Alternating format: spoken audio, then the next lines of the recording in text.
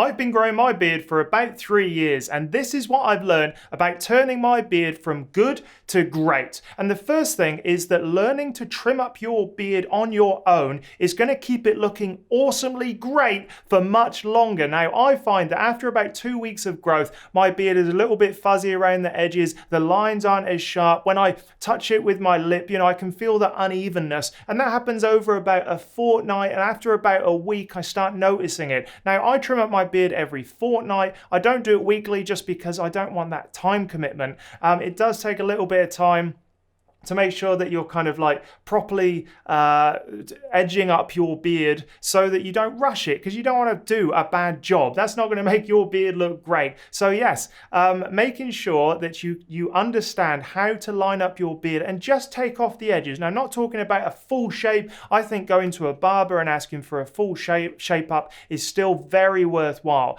But if you can learn to trim up the edges, the lines, the cheek lines, use trimmer guards just to make sure that you can kind of fade from whatever you're doing on your hair. Here I go from nothing to my beard. So learning all those simple little skills, just the finishing touches, can really keep your beard looking great for longer. If you want more awesome beard tips, go check out beardgrowingpro.com. There, I am on a mission to answer every single beard question you have about beards. So head on over there, and I guarantee you that it will be valuable for your beard growing journey. The second tip I have now, this comes really from my background as a scientist, but experimenting with your beard and the way that it should be trimmed, the products that you use, your daily routine, all of that really makes sure that your beard is looking great. Now, you can always rely on information and advice from people like me, from friends, from family, because your beard is unique to you. Your beard follows you throughout your entire life, and it's exposed to different kind of pollutants, to different issues, UV light, whatever it is. It's unique to your lifestyle and your beard. And it may be that your beard is also not as dry as other people's. It may be that the weather conditions combined with a certain aspect of your beard, whether it's oily or not oily or straight or curly, has a certain impact for your beard. So experimenting is so important. I am constantly trialing new products and working out what really works well for me, how often I need to use them,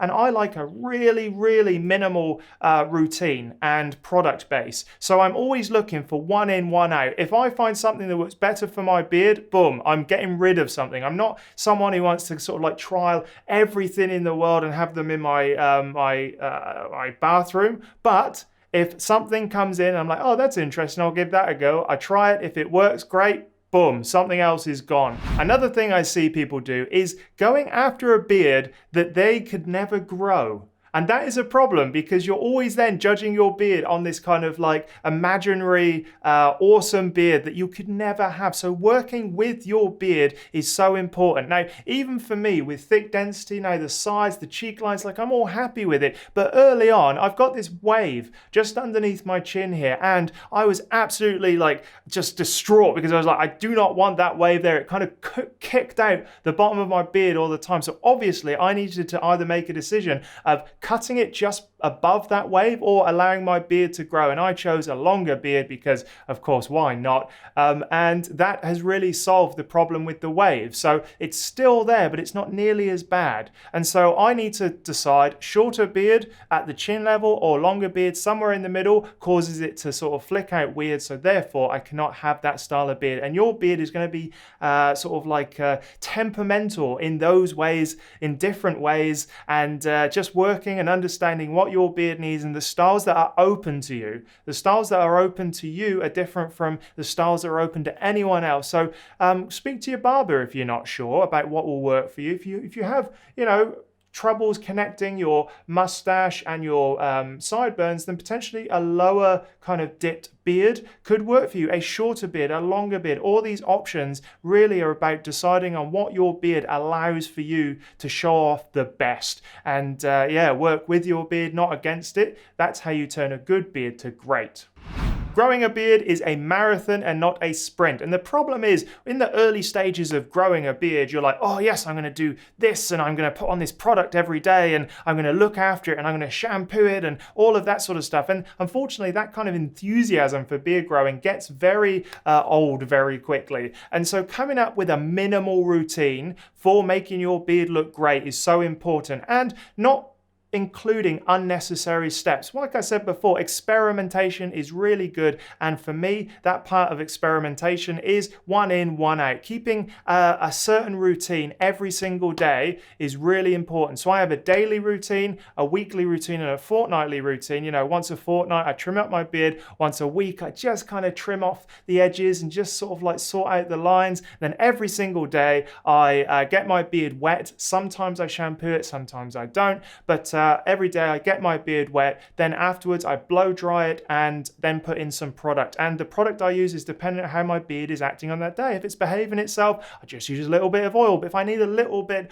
of hold and a little bit of style to keep the frizziness down, then I use something like a beard balm or something with a wax component to hold my beard in shape. And so if I need to replace any of those things, I can experiment. If my beard balm's no longer doing what I needed to do, 1 in, 1 out, great. And you need to be able to create a routine that you can keep up every single day, even if it's just really simple and it doesn't sort of create the beard of your dreams every single day. It doesn't matter. It's about the little bits that add up throughout the lifetime of your beard journey, and you're constantly changing it and constantly adapting to the environment, to the weather, to the length of your beard. And so it's quite an ongoing process, but that daily routine is the foundation and the bedrock for making sure you can turn your good beard into a great beard.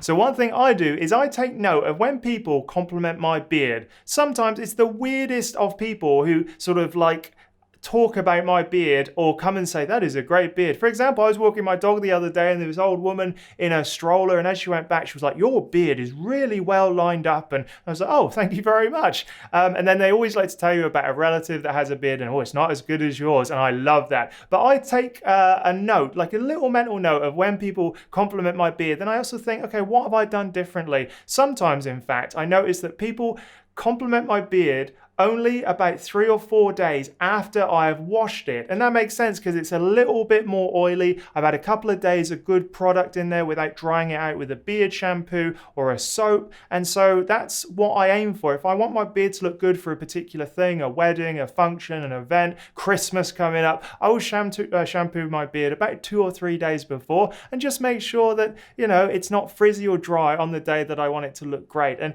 by doing that, you kind of get a little bit of a understanding of what other people think about your beard. So there we have it. That's how you turn your beard from good to great. Let me know in the comments what you would add to that, and I shall see you in the next video.